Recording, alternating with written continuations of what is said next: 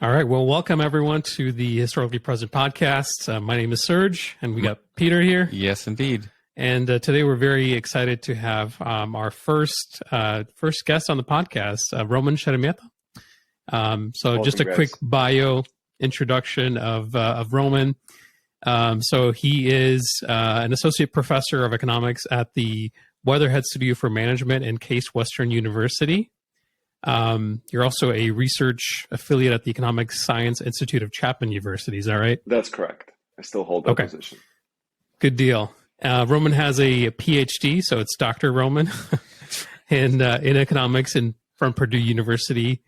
He was listed as one of the top economic thinkers of Ukrainian descent by Forbes in 2015, which is really awesome. Yes.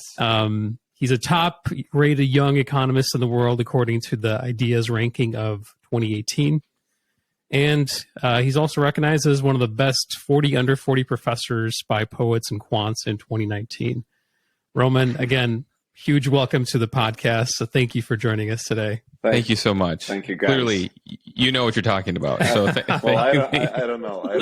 I hope I can live up to the introduction. Okay. Yeah. Well, thanks again for joining. And when the war had really started, we see a lot of changes that have happened in the media, in social media, especially with a lot of the Ukrainian friends that I've had that have just started posting a lot about what's happening. And so we kind of wanted to chat with you a little bit about that. But maybe before that, anything else you want to tell us about yourself? I think you're married, right? That's correct. Yeah. So I'm married. One thing that is very important, probably, especially relating to today's events, I'm actually founding rector of American University Kyiv. And literally the day before Russia started bombing Kyiv, I was in Kyiv. And then I moved to the United States and to pick up my wife. Because I was on CBS, I believe, or Fox News, and giving an interview, and I literally said, "Look, guys, Russia is not that stupid to attack Ukraine." Obviously, I was wrong. Russia is that stupid, but anyway, that has happened, and so I actually couldn't go back to Ukraine because of that, and so I went to Kyiv only after it was liberated. So that's when I went, and I went to Bucha, to Hostomel, and then later times I went to Mykolaiv, which is right now in a very difficult situation, and so I'm planning to go back to Kyiv, dedicate a couple of years of my life in Ukraine, and open up American University Kyiv. That's great. Can you tell us a little bit about kind of your vision for that American University of Kyiv? What are your thoughts of how would you like that to look, and the plan for that, I guess. Especially in kind of this new situation we kind of find ourselves now a little bit. So. Yeah, absolutely. Look, we obviously were planning to open the university before the war, so nobody has planned that. But now we actually have our first students that came along. We have 152 students that are officially enrolled in September. They're taking classes online because we cannot have everybody in Kyiv. But, that's basically where we stand right now. But the vision, of course, is much larger than that, not only in numbers, but also what do we want to do. So we want to train the next generation of leaders, of also students and people who will rebuild Ukraine. This is really important, that the fight that is happening right now for freedom, for Ukraine, it's not only happening with weapons, but it's also happening with ideas, within our minds and hearts. And so this is very important for us, that we build that next generation of human capital for Ukraine that will be able to not only rebuild, but modernize and make Ukraine into a global country. Is the school, is it taught in English, or is it taught in Ukrainian? Yeah, so it's completely an English school. It's it's the curriculum and the whole programs are all developed together with Arizona State University. So it's a completely English taught school. Yeah. Gotcha. Yeah, that's really exciting. We'll be definitely keeping an eye on kind of all the developments of that Sure. of that school. So wanted to dive in a little bit deeper into, and I know you have a slight time commitment here, so we'll try to go fast here. But so Ukraine obviously has gone through a lot of changes in the last, really the last 5 years. You could say a ton of changes have happened in Ukraine. Can you talk a little bit about kind of what was the trajectory of Ukraine leading up to February 24th? Where was Ukraine going economically, culturally, that kind of stuff? Look, Ukraine was on a really good trajectory. So if you were to, after Yanukovych fled Ukraine and some of the reforms that Poroshenko started and then Zelensky, they really were going in the right direction. Just as an evidence for that was the pretty high growth of GDP. And in fact, when COVID has impacted everybody, it was actually Ukraine proven to be fairly resilient to the impact of COVID. And so once sort of main restrictions were lifted up, the GDP really skyrocketed for Ukraine. It went all the way, to $200 billion, which may not sound large for American economy, which is measured in trillions. But, for Ukraine, there was a very significant, growth, and it was literally, it peaked since the independence, 1991, and things were looking really bright. I mean, the new industries were developing, the IT sector is very strong, was growing. There were a lot of good reforms, medical reforms, reforms in higher education, economic reforms. So Ukraine was really on a trajectory to become a true global, partner and a part of European Union. So things were looking really good. Yeah, I will say, obviously since the invasion, there's been a lot of companies that showcase their support and things like that for Ukraine. I think what was shocking to me was in my industry where I do a lot of digital marketing stuff of that nature, the amount of companies in the kind of software world Absolutely. that have some sort of component in Ukraine, let alone started in Ukraine, was actually pretty mind-blowing to me. Absolutely. I mean, one of our supporters, EPAM company, EPAM Technologies, it's a S&P 500 company. One of the biggest businesses, and sort of also their staff members and their the product developers are actually from Ukraine, in Ukraine. And so we're very proud that they're sponsoring our university. But on top of that, they also were, when the war started, they right away pulled their business out of Russia and made a very strong commitment that they are dedicated to Ukraine. And so they have promised to invest additional $100 million into developing of IT in Ukraine. Man. So this is pretty exciting. That's great news. Okay, so out of curiosity then, because you kind of talked about like the growth there and everything kind of leading up, right? And you kind of alluded to the point, like this would be a stupid time for Putin to do something of this nature. Clearly he did. Mm-hmm.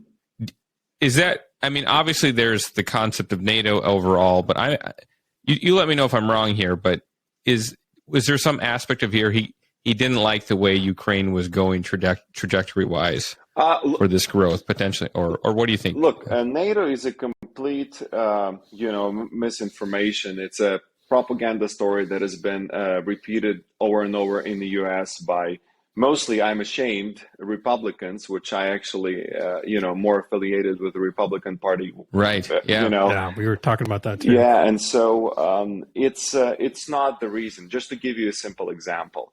The support for NATO in Ukraine before the annexation of Crimea was about 10%, 10 to 15%. Yeah. So nobody wanted to go to Ukraine. Ukrainian constitution, in its constitution, was a sovereign, independent country that doesn't belong to any blocs and stuff like that. Since the annexation of Crimea in 2014, that support jumped to 50%. Again, 50-50, people were sort of split. But since February, basically in the past literally half a year, that number went to 90% of support for NATO. So, and then go with Sweden and Finland, that now are Right. becoming the members of NATO. So if anything, the actions of Putin have brought NATO closer and have revived NATO as an alliance. So that excuse is just silly to me, because you did everything to the contrary to what you're saying. So, I mean, Right. for me, the only reasonable explanation that is there is that it's an imperialistic desire of a group of people to bring back the USSR, to bring back the mighty, Tsar era. And so this is what's happening. And put this together with a brainwashed, ideology that some kind of superiority of Russian people over Ukrainian people, you get these genocidal thoughts. And so as a result, you have what you have today. Yeah. Yeah, that's really interesting. I think the exact opposite of what Putin was hoping for literally happened, right? He was hoping for a ceasing of NATO to come closer, but that's literally what happened. Is NATO is now even closer at the doorsteps of Russia. So that's very interesting. Sort of on the cultural topic, we hear it, and I think to your point, a lot of the conservative media has been, I would say, very unfair, very unnuanced when they talk about Ukraine, but they do bring up, corruption. They do bring up oligarchs, and we know that it has existed, right? Yeah. My question to you is that, like, this war, being Ukrainian myself, as you are, I feel like a lot has been changing in that specific space of corruption and oligarchy and whatnot. What are your thoughts on that? Like, where is that going, and has that war really done a big impact? Or I mean, this rhetoric of what about, you basically start with the basic premise that Russia is a terrorist state, that they are literally acting like fascists in 1939. Instead of focusing on that, and if you saw yesterday, the prisoner, one of the prisoners of war, was standing in front of the Senate and giving a testimony, Ukrainian prisoner of war. I mean, look, it doesn't matter all these other things, because the most important thing, we have a terrorist state, we have atrocities and genocide that is committed, and so period. There's no other discussion. But then there's people that will say, what about, Ukraine has corruption? What about this? Right. Of course, there is a dialogue that needs to be made about these things, but let's go even with that argument. So I actually happen to know a little bit President Zelensky. I'm actually on an advisory board for the President Zelensky on the recovery plan for Ukraine. I happen to know his first prime minister very well, Oleksiy Honcharuk, who, after Zelensky fired him, he actually came and stayed with me in Cleveland for a couple of days, because he wanted to see some of the properties that are owned by one of the oligarchs here, because he was a big guy who was going against the oligarchs. And Kolomoisky actually has properties, the Westin Hotel, and his son actually went to Cleveland State University. So he went to Cleveland to see that himself, and we went to the building that was surrounded by FBI agents at one point of time. He sort of, but anyway, my point is that if you just go with that, and I actually happen to know people from the government, and Oleksiy Honcharuk, even though he was fired by Zelensky, he said that Zelensky was the least corrupt. In fact, he said that he was not corrupt at all as a president. He is very, let's say, incompetent, because he's a comedian. He didn't study to be an economist or a lawyer, but nonetheless, his intentions were actually very correct. And so Oleksiy, the former prime minister, he told me, Roman, look, this is the president that I would not want to work again for, but, for a reason that it's not professional. He's not a professional, but not that he's corrupt by any means.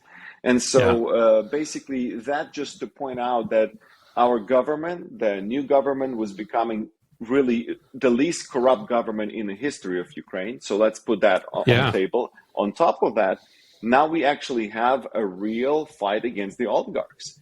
Kolomoisky has ran away. I mean, right now, today, there was Dnipro City has confiscated the rights for Kolomoisky to run their airport, because he had a monopoly over there. I just sent the same information to the mayor of Ivano-Frankivsk, and I said, guys, you should do the same with Ivano-Frankivsk airport, get it out of the oligarchs, holding. Medvedchuk is gone. So some of these big oligarchs literally are completely lost their hold on Ukraine. So both of these arguments, the corruption and oligarchs, they're going, they're against basically, if people who make these arguments that that's why we should not support Ukraine, it's to the contrary. These arguments have really diminished in the past few years. That's why we need to support Ukraine, because they are moving in the right direction of the oligarchization, whatever that word is, and a reduction of corruption. Yep. Yeah. Yeah, that's great. I think corruption will, and to your point, it really has died down from what I've seen. Just studying the Ukrainian politics and news, and there really is an active we want to get rid of corruption. We do not want to be known for that, and hats off to that administration for doing that. Yes. I remember Serge telling me about the bridge that was started in 2004. 2004. Yeah. Finally, after a decade and some. Yeah. So no, we're going to get this taken care of. Sure. This is going to get completed, right? Sure. Yeah. So, I don't know. It's really encouraging to see that. I would also say, and I'm sure you probably view this as well. So one of the guys that I listen to a little bit is Peter Zeihan. I don't know if you're familiar with him at all, but he's talked about how, Russia looking at Ukraine, and obviously I feel like they're now having to reassess a bunch of things maybe, but even that, it's not like their thoughts wasn't if they took Ukraine, it was like when they take Ukraine, where are they going next type of scenario. Sure. And his concept was more so, that's the reason why NATO, or, I guess the West period, should be looking at this as if, listen, it's not a matter of if, it was more of a mindset of when, in their mind, of when you were going to end up confronting the Russians on quote unquote NATO soil or somewhere further down in Europe, Poland, Latvia, all these different places, which is all the more reason why you need to stop it now. Well, I mean, there is more reasons than that.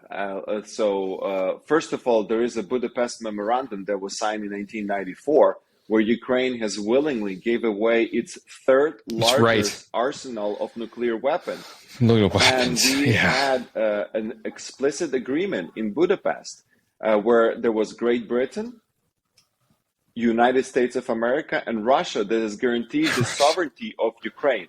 Now, one of the guarantors, Russia itself, has actually completely violated any possible international law, including the Budapest Agreement. But the United States actually vowed for Ukraine and said, we will protect your sovereignty. We will help you to protect your sovereignty. So this is our responsibility on the legal side. We actually promised that we will do that. So there's no thing, when I hear people like Tucker Carlson, Candace Owen, who know nothing about the situation, I just want to vomit because they're so incompetent about the situation. They know nothing about it.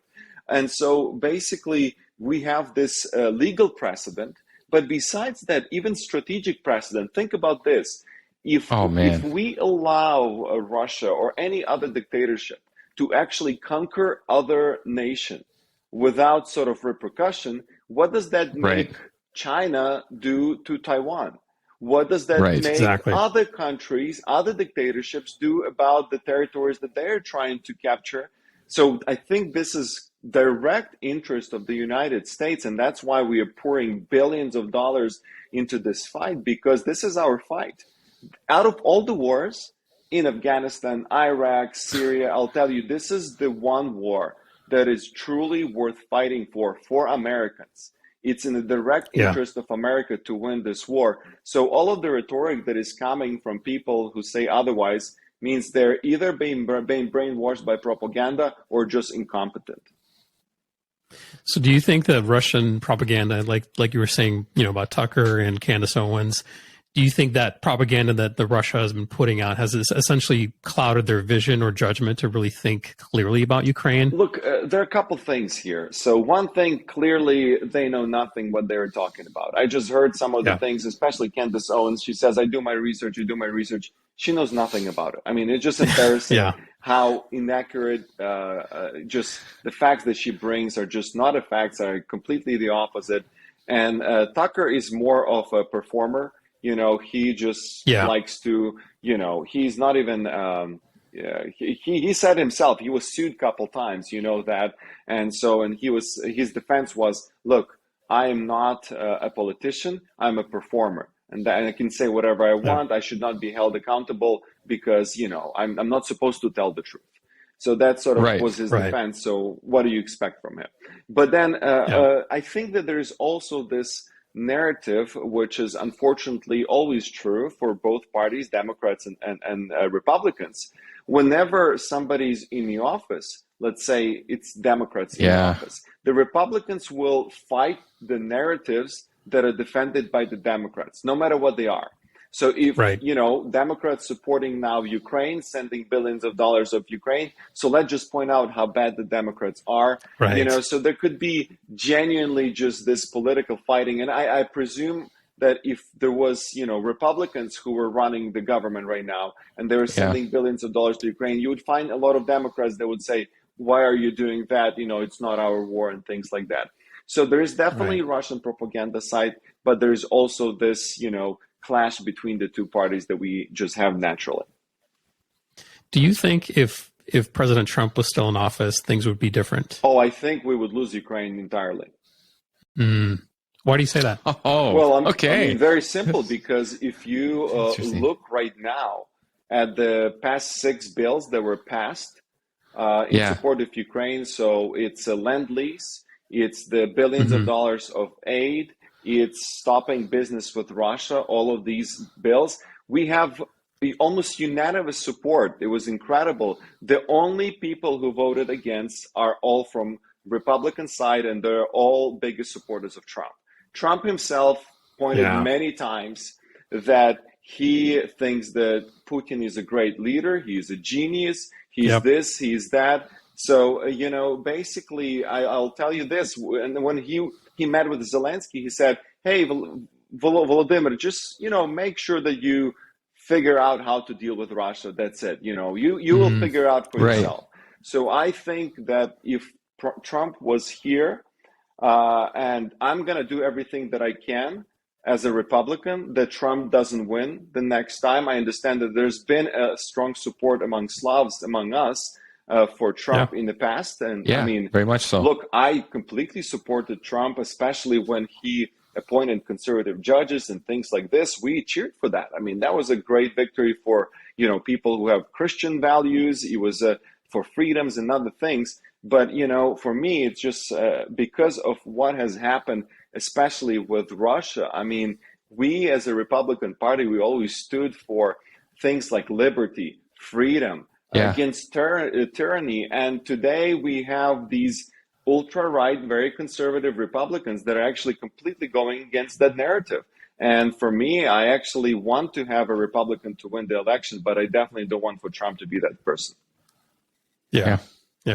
No, I have to, I'm right along the same lines as you are on that front. And that's just been especially when I just consider the fact that, people keep feeling like war is never, I think for the longest time, and as a millennial, we just did not have like a major, right? Or in America, we could have Iraq and Afghanistan, but we could still go down to our local Starbucks and get a coffee every single day like nothing was interrupting it, right?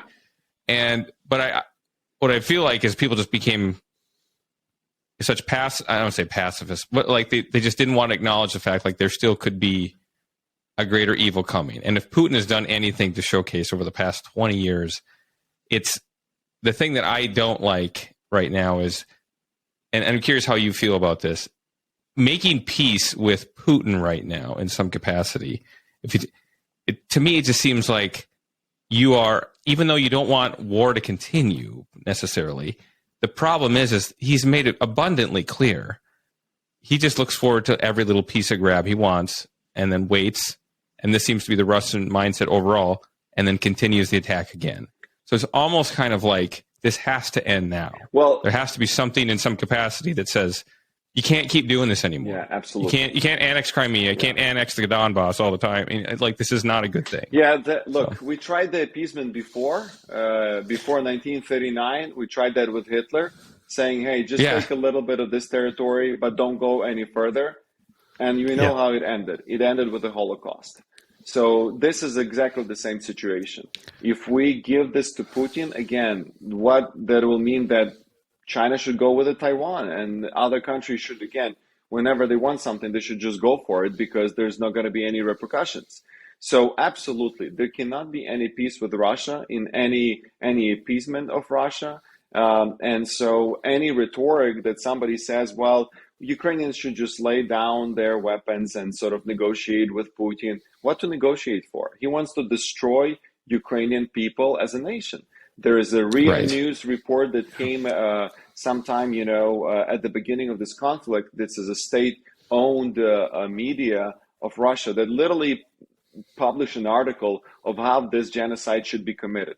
It's been translated by Timothy Snyder. He's a professor at Yale, a very famous historian. And he basically called Russia for what it is. They said that they're fascists. Today, they're exactly like Nazis, and we should call it as it is. It's a genocidal, country that is trying to eliminate, eradicate another nation. So what kind of appeasement can work? I mean, we tried that with Hitler. It ended in the Holocaust. Yeah, exactly. Well, switching gears a little bit here, Roman, and I know your time is short, but Ukraine is going to win the war. And what does the future look like for Ukraine once they win this war? And more specifically, what does actually winning look like? Maybe you can answer those two questions. Yeah, so let's start with the first one. Absolutely, Ukraine is going to win. There is no question about it. The question is of time and of price. So how many Ukrainians will die? Because all the Ukrainians are willing to fight. Nobody's going to give an inch of their land. And Russians are completely demoralized. They don't even know what they're fighting for. A lot of soldiers, the army is completely ineffective. And that's been just proven over and over again. Now, of course, the question is of the price. The prices can be very high in terms of the lives, Ukrainian lives. And so that's why we need weapons. We need the support from the West as much as we can get. And we need airplanes. We need F-15s. We need tanks. We need the long-range missiles. These are the essential things that are needed to win this war with minimal casualties on the Ukrainian side. When will this happen? It will happen when we get these weapons in time. So basically, I believe that the war could have been over even by the end of 2022. If Ukraine was given all the resources right now, you have seen how swift the capture in Kharkiv happened. I mean, literally in 5 days, Ukraine captured more territories than Russia has captured in 6 months. In 5 days, true. It was the greatest counteroffensive in history since the World War II. So, I mean, imagine if these are the kind of people that if we give them what they need, I mean, obviously, at the end of the day, this war will be over much, much sooner than later. Now, realistically, I do think that it will go into 2023, and I hope by sometime the middle 2023, the end of 2023, it will be over. Now, how does this look like? I mean, there's many scenarios that this can go. One thing, Ukraine can completely kick out Russian forces out of Ukraine, which is could happen. If you've seen it, once you break the line of defense, then Russians run. They're really good at running. Once you kick their butt, they're really good at running, and they have proven. By the way, they have left in Izium and around areas. They have left more equipment to Ukrainian troops than Germany has donated in the past half a year altogether in one day. So the biggest, the Russian Lend-Lease, right? This is the biggest Lend-Lease, that the Russia has offered to Ukraine. So obviously there is a potential and desire and the will and courage to do that. This could happen. This could happen, and it could happen, within the next year or so. Now, another scenario is that there will be some ceasefire. Part of the troops will be pulled back significantly. And then Crimea, for example, is going to be very difficult to take it with a military force.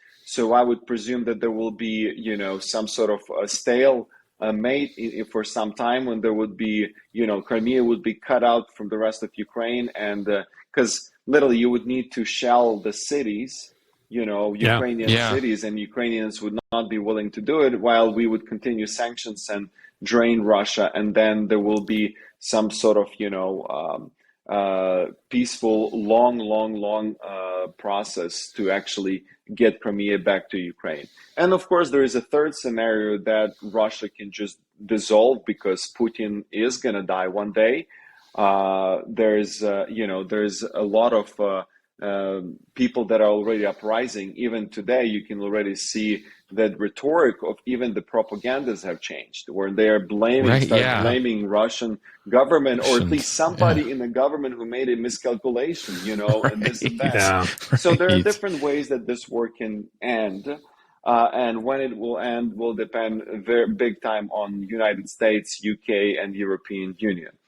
What will happen? What's the future for Ukraine? It's bright. It's amazing, I believe. And not only me, Kurt Walker, who is a special representative and U.S. and NATO ambassador, he is a good friend of mine. He believes that this will be the biggest victory, the biggest recovery in the history, bigger than even what has happened after the World War II.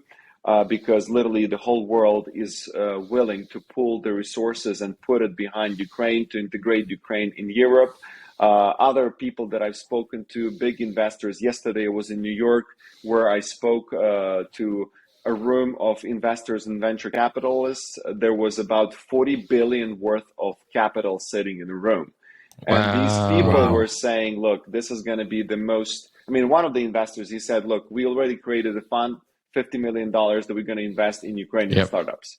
Just like that, No kidding. And so we have these people that are willing to come along, and Ukraine will be a very attractive investment opportunities, because there's so much potential to growth. US, we grow 2% of our GDP per year. In Ukraine, we can multiply that times 10.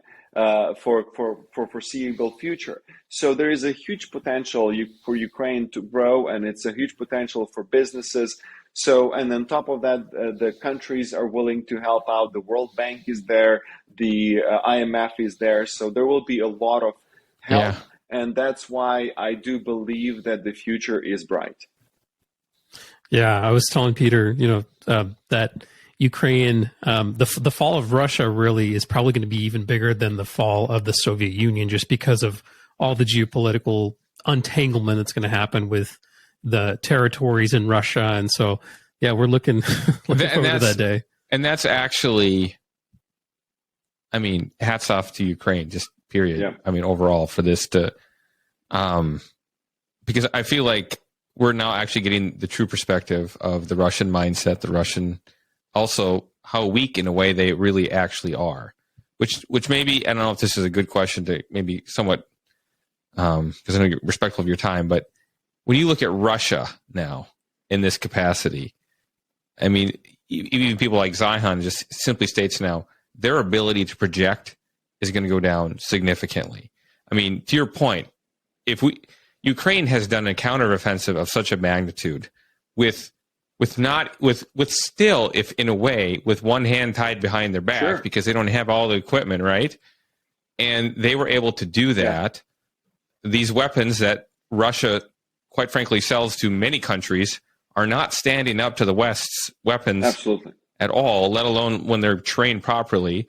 And once again, they don't have their long-range missiles in the HIMARS and things of this nature. It just seems like we are watching. And now just, Azerbaijan just feeling like, hey, why not? Let's go do something right now. Syria, that's not looking good. Yeah, I just feel like there's going to be this destabilization now. I hope Georgia and Moldova are going to all join and will recapture the territories that Russia has tried to capture from them. This is their time. This is, exactly when they should do this. The only problem is that Georgia, for example, has people that are completely supportive of Ukraine. There is no doubt about it, but their government still has a lot of pro-Russian elements, because it's the government that has been literally set up like Yanukovych in Ukraine in its time. So basically, once that government is reelected, which I do believe this is the time to seize the opportunity. Russia, now I don't want to make any sort of predictions about the future of Russia, but I will tell you this, that, Ukraine is not interested in any territories of Russia. Ukraine is interested in its own sovereignty, own independence. Just give Ukrainians what is there, get out of there, and let Ukraine be a sovereign, independent, free nation that makes its decisions and mistakes for themselves. Yeah. And that's basically what Ukrainians want. They want freedom. And we, as the United States, as people of America, citizens of America, we stand for freedom. This is our biggest, value, if you will. We have this written in the Constitution, that we have this liberty that we fought for, and we signed that in the Constitution. And we, as a nation, should support any country in the world that stands for liberty. And that's why Ukraine is our partner, is our ally. And we, as Americans, should do everything that we can in order to help them to win this war as soon as possible. That's great. Well, last question for you, Roman. Wanted to kind of put you on the spot a little bit. Want to do a little bit of a lightning round. So I want to just say a couple names, and you just tell me just in a word or two what you think. So first one is Zelensky. He is a man of his time. He's good for what is happening right now as a leader. I would compare him to Churchill, which means Churchill was great to lead Great Britain during the World War II. As soon as the war was done, he was replaced by somebody who actually knew how to run the economy. So that's how I view Zelensky. He's a man of his time. Alexei Arestovich. Alexei Arestovich, I like him because he has my book that I wrote on his bookshelf. So if you watch his interviews on his bookshelf every day, you will find my book on Reformation, on the Protestant Reformation, and how it impacted Ukraine. Now, of course, he's more of a populist. He's not really the top expert of the field, but I think, he has its role to play. I would not put too much weight for, his analysis. But as I said, I like the fact that he has my book and he read it. Good deal. Top General Valery Zaluzhny. Oh, I love that guy. That guy, even propaganda. Today, even the Russian propaganda said that Zaluzhny is basically a very talented guy, and they have to admit it, and so the things and maneuvers that he has done, he was pulling the troops, saving lives when it was appropriate, and when they saw the opportunity, they took it in Kharkiv, and so Zaluzhny is definitely the man of the hour. Okay. Vladimir Putin. I think we have a new Hitler on the horizon, and he is also the man of the hour, but he's the villain that has to be taken down. And if we want to thrive as a society, people like Vladimir Putin cannot be in leadership. Okay. Joe Biden. Joe Biden, he earned my respect. I didn't vote for him, but he earned my respect, especially because he united countries behind Ukraine. He took a first step to start delivering some heavy equipment to Ukraine, of course, besides Poland and Baltic countries, but I'm talking about the Western countries. He really started to put this leadership. He put in place some very significant initiatives in terms of the land lease, stopping business with Russia and all these things. But I do think that he can do way more. And I do not understand why he's hesitant to send planes or long-range missiles. Look, even with the missiles that we have right now, like the HIMARS and other things, Ukraine already can shoot into Russian territory. So that excuse just doesn't stand any logical That's a good criticism. point. That's a very good point. Yep. Yeah. Emmanuel Macron, French president. I'll say this is the worst of two evils. So basically, sorry, not the worst, the lesser of two evils. So they had Le Pen, who was, running. She was very pro-Putin. Macron is less pro-Putin, but he's still very French, very trying to be very democratic and calling Putin all the time, trying to appease him, which I definitely do not appreciate. But as I said, it's a lesser of the two evils. Can I? Yeah, go ahead. Boris Johnson. Oh, I love that guy. I know, right? I miss him already. I miss him too. I understand that some of the things that happen in this government were not the best characteristics of him. But look, he stood to the test. He took the leadership. He was one of the first one to actually come to Kiev and to meet Zelensky, despite all the risks that were running around. They were around. He provided very significant help to Ukrainian troops in terms of military equipment and training of Ukrainian soldiers. So he's definitely, he's definitely one of my favorite Western leaders, and I already miss him. But the new replacement seems to be also very decent. Yeah, and last one here to round up is Olaf Scholz. Olaf Scholz, German Chancellor, does not have my respect because of all the broken promises. I mean, if you have a person who is a flip-flop, that's the guy. This is the guy who would promise something and then he would find 1,000 excuses not to do it. The Germany's delivery German has picked up its deliveries, so I really appreciate that. And German has a big role to play when it comes to the tanks. They have over 2,000 tanks that, a big arsenal. Nobody like that has in Europe, neither, not Great Britain, but actually it's Germany, Leopards, some of the best tanks as well. And so they do have a bigger role to play. And Olaf Scholz also is playing, he's not really, doesn't have much support today in Germany because of his very washy position on Ukraine, because Germans are mostly supportive of Ukraine, the vast majority are, and they think that their chancellor is just being a dweeb, and so for me, again, he has not earned my respect yet. Yeah, got it. Well, Roman, thank you so much. This has been fantastic to talk to you. I have loved this, absolutely. I wish we could talk a little bit more, but maybe another time. Next time. So from my side, guys, I just want to commend you and thank you that you are bringing this to light, that you are bringing this conversation, because I think that this is, as I said, the most important fight of our century. And I'm glad that more Americans will hear about it, and hopefully we will be on the right side of the history. We already are, but we need to be as a nation also entirely on the right side of the history. Agreed. Absolutely. Awesome. All right. Awesome. Well, thanks again, Roman. Thank you, Hope sir. You have an awesome day. Thank you. And we'll talk later. Have a good one. Bye-bye. Cheers. Bye. See ya.